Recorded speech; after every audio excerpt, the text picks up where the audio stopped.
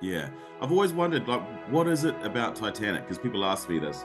What is it about Titanic that gets people so into it? Like, why do I obsess about Titanic? And it's a question I don't really know if I have ever answered properly. Is it the unsinkable? Is it just the glamour? Is it the different classes that we don't really understand in New Zealand because we're kind of a classless society down here? I don't know what it is. Titanic Talk with Nelson Aspin and Alexandra Boyd. Here we feature stories from the independent documentary Ship of Dreams, Titanic Movie Diaries, and everything's to do with the iconic ship. From James Cameron's epic, groundbreaking movie to the history and legacy of Titanic herself. Actors, historians, authors, descendants, and fans come here to talk about Titanic. This is your first-class ticket to everything aboard the Ship of Dreams.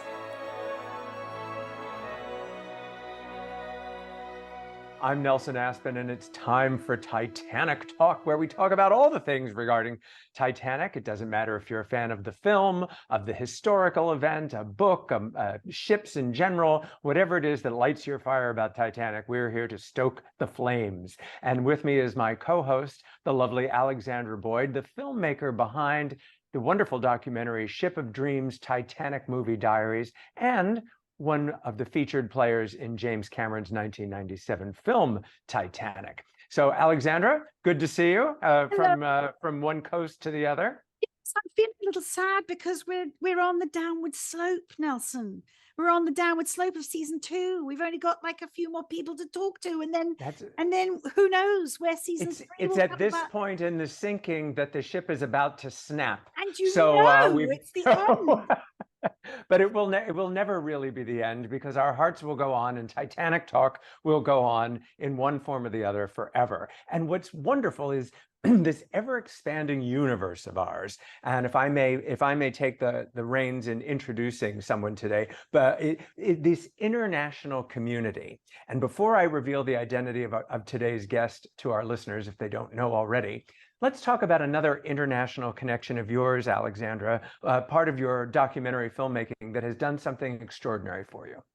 It's this community that has built up over the last 2.5 years, I would say, and of course grown exponentially since we've begun to release the documentary on the world. And somebody who is also down under, our lovely friend Zach Douglas, did a most wonderful and touching thing for me. He had been looking for a brooch that was part of my costume, my boarding costume. It's a little brooch that I wear here on my blouse. And I am wearing the one that he found on the internet. If you can see that, I'll put it in the light. It's a lucky horseshoe and a shamrock, and it's made from Whitby jade, which is Whitby is a seaside town on the northeast of England, where all this fossilized wood for millions of years has been, and it washes up on the beach. Queen Victoria made mourning brooches out of it for Prince Albert when he died, and everybody else said, okay, this is what we're doing. Anyway, my character was given the exact replica of this brooch. Zach found one after 2.5 years searching on eBay and all his sources, because he's the collector of Titanic memorabilia and props extraordinaire. And he sent it to me all the way from Australia with the most beautiful letter that I can't really express what my expectations were making that film and gathering this community to us. I'm getting totes emotion, but it really has. And that's why I'm sad that this season is coming to an end, because I just love talking to all these amazing characters and people, Titanic notwithstanding. Do you know what I'm saying? Well, it will continue in one form or the other. And how many episodes will it have been total? 50? Well, 40? it's like 50, really, 48, yeah. And then our tops and tails, roundups and intros. It's extraordinary that we would. Well, why am I surprised that we would find that many people out there who want to come and talk to us about Titanic? And there are more lined up waiting. So that's right. And we have yet to have anyone, speaking of Antipodean, and yes, we've had our Australian fans, and after my decades of Australian television, and Zach's connection, we've had a lot of Australian fans, but never anyone from New Zealand. And I was actually Googling to find out about the New Zealand connections to Titanic, and there aren't many. There was one guy that canceled his trip, so he made out all right. There was another assistant purser who was married to a woman who lived in New Zealand, so she would have gotten a stipend. But the New Zealand fans, they're everywhere. And when you least expect them, they're right in your own backyard. I have been doing on and off a New Zealand television show for years. And the host of this show, AMNZ, was outed to me on the air as a Titanic fan because I was talking about the podcast, and his co-host said, Titaniacs? Is that what you called them? Titaniacs. I'm a self-confessed Titaniac myself. That's why I host a Titanic podcast. Well, Lloyd is there with you. In fact, I think he's been listening to your podcast. There we go. Titanic talk. Ladies and gentlemen, I would like you to meet New Zealander Lloyd Burr. Welcome to Titanic Talk, Lloyd. It's an absolute privilege and a pleasure to be here. Lovely to join both of you. And you look smashing. I'm used to seeing you on better broadcast quality than we have in our Zoom today, but you look just as handsome as you sit in front of your Titanic wall. So give us some of our listeners are tuned in on YouTube, so they can see it, but most people are listening through other podcast venues. But describe your Titanic wall behind you. Well, like most people who are fans of the Titanic, they kind of slowly pick up trinkets and books and mugs and models and posters and, lots of different things over the years, right? And that's what I've done. And they were just kind of lying around my house. They didn't have a place. They didn't live anywhere. And then we had someone on the show who came on. It's weird how my obsession with Titanic kind of became a theme of the AM show itself, Nelson. But we had someone from Resine, which is like a decorating shop here in New Zealand, and they said, "Why don't you just put them all in one place? Get a shelf, put your Titanic up on it, get your posters, and you can maybe match some of the colors to the actual Titanic." So I took parts. So I've got a big Titanic model, the Lego model up there, and I took parts of the red part of the hull, the maroon part of the hull, and then part of the orange part of the funnel, took them down to the Resine color shop, got some paints, and then bought some frames, and then painted up these frames, chucked some posters in there. There's a front page of the New York Times the day after the Titanic sank. So I've got that up there, and there's a whole lot of other stuff that mates have given me as well. And I just kind of chucked it all on the wall. And that's what my Titanic wall is, and it's probably going to grow now that I've actually got a place to put. Well, now that you're in the Titanic Talk community, just brace yourself. And it's so funny too, because Alexandra and I have been friends for, what did we decide, 30 years, 35 years? I mean, we go way back, but we remember each other's phases, and I vividly remember Alexandra's feng shui phase. Yes! When she studied feng shui. So I'm wondering, we could do a whole episode about decorating with Titanic memorabilia and the feng shui it has. We definitely have to get Zach back on for that, because his entire dining room, he has entire table settings with the crystal and the plates and the knives and forks and everything. He's got table settings, which we keep the actual Titanic ones from the film. Props from the film. Yeah. But we've had guests and he's with just the over in Australia, is he? Yeah. Maybe I need to get in touch. Maybe you need to cross the ditch and go visit Zach. I have this little ongoing threat with Zach that I'm going to come and visit him and cook an amazing meal from the menu of Titanic, and we're going to eat and drink off his plates and crystal glasses, and he basically has kittens at the idea of us using it. I said, no, we're using it. We're all coming. I think he might be persuaded. He goes, no, it's not going to happen. It's not going to happen. I was like, just you wait. Was there anything that was on the menu that back then that's no longer available, or that's super expensive? Done a few food shows, and there are modern adaptations that you can do it. I mean, and you might want to adapt them because they're a bit, basic, even in first class. But there was you can recreate. You can recreate. No, Zach just doesn't want to sully his props. Do you have a possession that you're a little bit precious about, Lloyd? Like, you don't touch that? Nah, because I'm kind of like, look, if it's there, use it. Stuff's there to be used. I mean, my favorite Titanic thing is this one here. It's the first ever book that I had. This isn't the actual copy of it, but Robert Ballard's book, Raising the Titanic, Exploring the Titanic. This was the book that I discovered when I was about 6 or 7 at my primary school, Tupuna School. And I liked it so much that I kept taking it out of the library. And then the librarian said, you can't take this out anymore. You need other kids to enjoy this book. So then I nagged. Mum somehow went and found it or bought it from the Scholastic. The little... What a horrid child asking for a book. Your parents must have been mortified. I was just obsessed. And like looking back through this, I am so nostalgic. Like there's a big double-page spread of, this here. Yeah. Which, to me, that I just remember sitting in the cushions in the Tupuna School Library looking at this going, how did this happen? And just being obsessed with like just every single part of it. And even looking back now, I'm getting like little chills. So that's probably out of anything. People listening, you revealed a double-page spread of the Titanic actually sinking right before it historically split in two. It is quite a dramatic image. Yeah, and I feel like James Cameron replicated that in the film kind of from that angle as well, which also makes it even more special.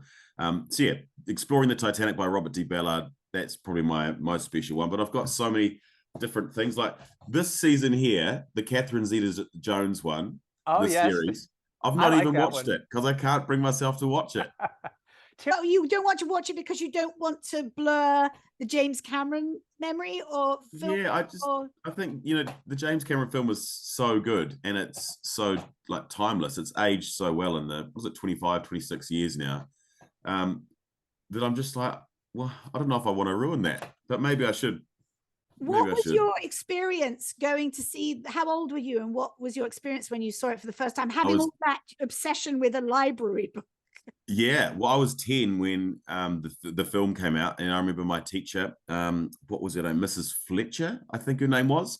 It was probably around 6 months before the film came out, and I didn't know that there was a film coming out, and she saw my obsession with this bloody book. and she's like, Lloyd, there's a film coming out. There's a film called Titanic, and you'll be able to watch it over the school holidays, because we have school holidays during our summer break, which is the Christmas break here. And on Boxing Day, 1997, me and my family and my extended family, my cousins and all of them came, and we went to Cinema 6 downtown Tauranga, and we lined up, and it was a packed cinema. And I remember crying in that film. My cousin remembers it way more clearly than I do, but I cried and cried and cried when the ship sank, not because Jack died, sorry about the spoiler alert, but I cried because I was so gutted that the ship sank. Yeah. And I've seen the film many, I think it's like 50 or 60 times now. That's how ridiculous. You're a Titaniac. You officially qualify as one. You mentioned that word in one of your live crosses, a Titaniac, and I've always loved it ever since you said that. Oh, it's parlance in our community. May I kindly direct you to the Titanic Talk merch section of the website. You can adorn yourself with sweatshirts and mugs and all sorts of things. Yeah, I need to extend my wall. Yeah, so you haven't lived until you've gotten the Titanic Talk hoodies are my favorite. So 50 or 60 times. Have you, I find, because I've been a Titanic fan longer, like since I was 8 years old. I'm significantly older than you are. So it's been well over 50 years that I've been spreading the word of Titanic long before James Cameron's movie. Famously, I helped Alexandra with her audition for James Cameron's Titanic because it was before the internet. And like, how would you find, unless you were going to go to the library and check out a book, how would you learn about the Titanic? And she knew I had all the books in my library. But how have you shared your passion for Titanic with others? Has there been anyone younger in your life? I know you've got a lot of children in your life that you've introduced to the fun of Titanic. Yeah, I mean, people can't shut me up about it. And so whenever there's some kind of hook for Titanic, when I hosted a radio show, they had the 25th anniversary screening, and they were going to give away Lego Titanic, and they were going to give away lots of different stuff.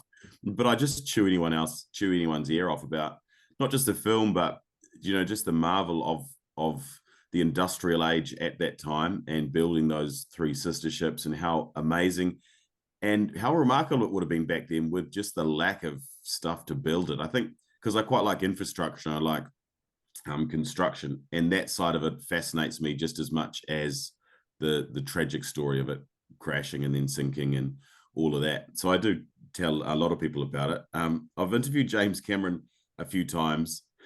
Because he lives in New Zealand now, his neighbour in the Waited Upper, she became our Governor General, and so she was having this big swearing in ceremony. This is down at our Parliament in Wellington, and I was working in Wellington at the time. And I got so starstruck seeing James Cameron there and his wife, who plays granddaughter Lizzie.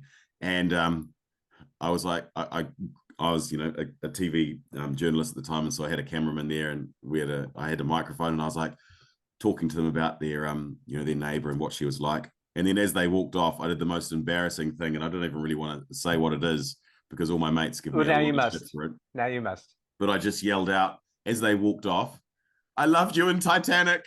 And they turned around, and Lizzie was like, "What? Like, who is this random dude?" But he doesn't remember that because I interviewed him a few years after that, and he's like, "I can't even remember that." But they turned around and gave me the weirdest look. Yeah. And I think he said to me, "I wasn't in Titanic." And I was like, "Yes, you were. Your hand was." That's absolutely correct. That's you know what? That's a good Titanic trivia question. What role did James Cameron play in his film Titanic? And you're right, he was Jack's hand. Yes. I heard a rumor that he's in the final heaven scene at the very top of the stairs up over Jack's shoulder. There's a third-class passenger who's got a lot of beardage. And I just saw it randomly because, it comes up on my algorithm all the time. And I've heard that that's him, that's him in, I can't imagine he'd have taken the time to get into costume shooting that huge sequence. But if you look at that extra, he looks a little bit over made up and in disguise. So it could be Jim. I've planted a seed now. I can see your faces. Yes. What is she talking about? I have to go back and have a look now. I am going to have to go back and have a look. Yeah.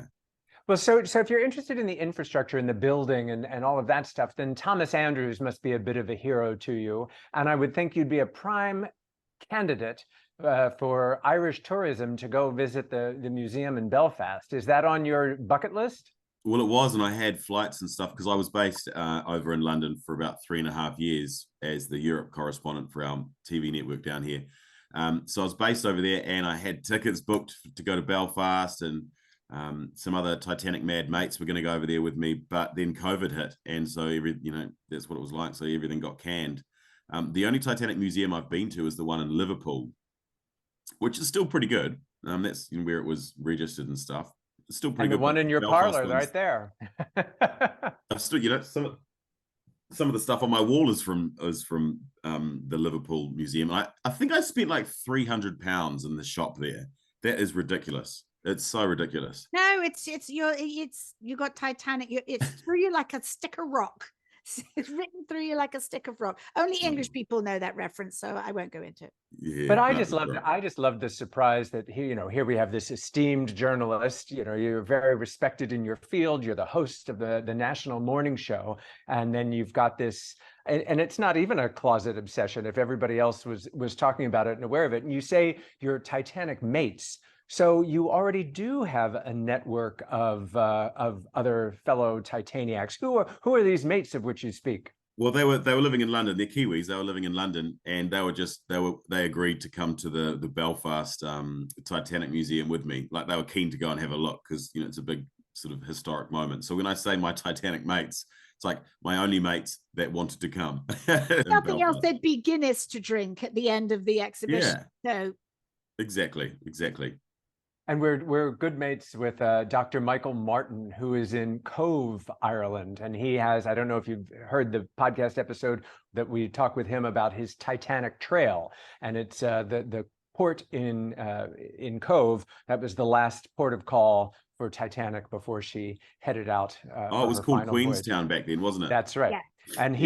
And a lot of the historic architecture is intact as it was in 1912. So if you visit there, he will take you on a guided walking tour, and you can touch the very same railings and see the very same buildings as the people embarking there, and a few disembarked there, like Father Brown, the famous photographer who took those photographs.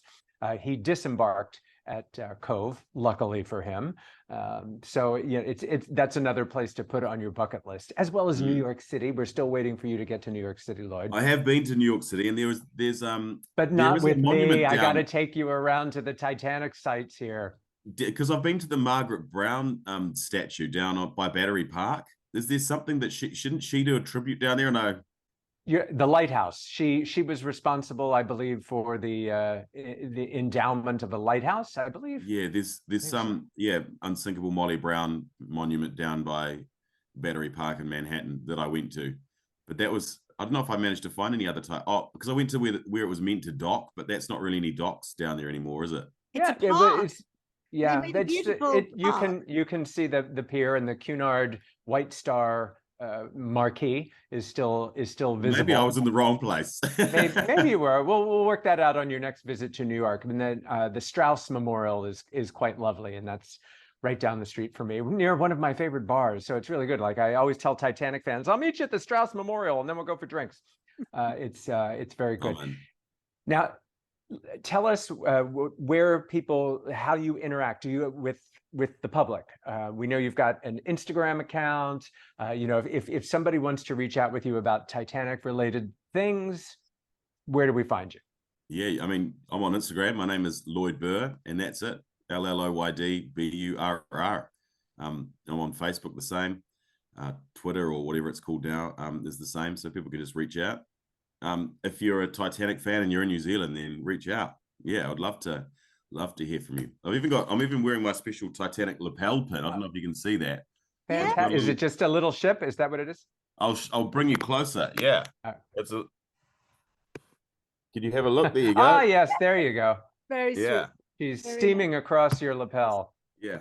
Yeah, and we're hoping to get some screenings happening in New Zealand for Ship of Dreams Titanic movie diaries. There's a company that will do a special one-off event screening. So when we have a date for that, we'll have to get on the blower and get maybe for your next birthday or something like that. You do a Titanic themed birthday with a special screenning. Yes, Alexandra can zoom in for a Q&A. I like this. This is a good shout. Zoom in and zoom out. Yes, for Q&A. Of course, we'd love to do that. Now, I have to acknowledge for your New Zealand fans, of which there are legion, the disappointment of the cancellation, not just of the morning show, but the whole shebang, the whole news operation. So pardon us while we step away from Titanic for just a moment to say, what happened? I popped in there on a weekly, bi-monthly basis, but after decades, I was gone. Everybody was gone. What happened? Yeah, so our it's a bit of an interesting history that TV3 has here. We've got two main TV stations here. The free-to-air. There's another one called Sky, but there's two main stations here. TVNZ, which is owned by the government, and then there's TV3, which is has been privately owned by different people throughout the years. Can West used to own it, then they sold it to a hedge fund at the global financial crisis for top dollar, and then ever since then they've tried to sell it off, and hedge funds have passed it on, and then the Discovery Channel purchased it, and then they put a whole lot of investment into it, which was quite good. They got new cameras and new cars and like a lot of stuff that needed replacing, they did.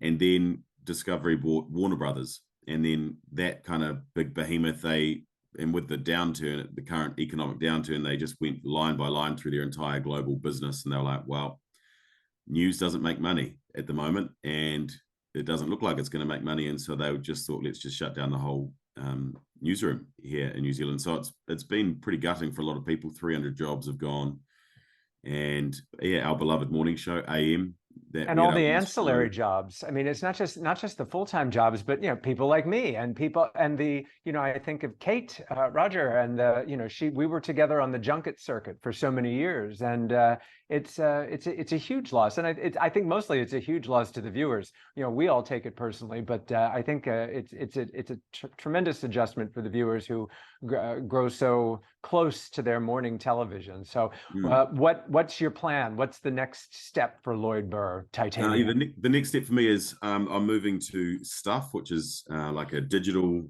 company. They do digital news and stuff. They also have a number of newspapers right across the country.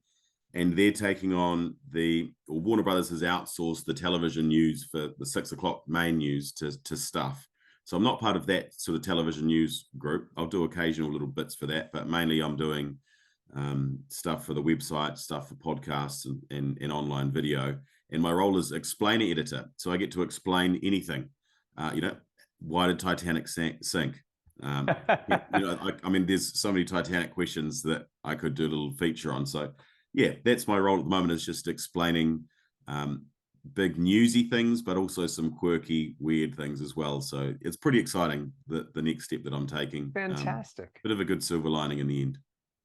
Well, that's always the way. I mean, and I famously say there's a reason why they say that's showbiz, and then, I mean, what else can you do?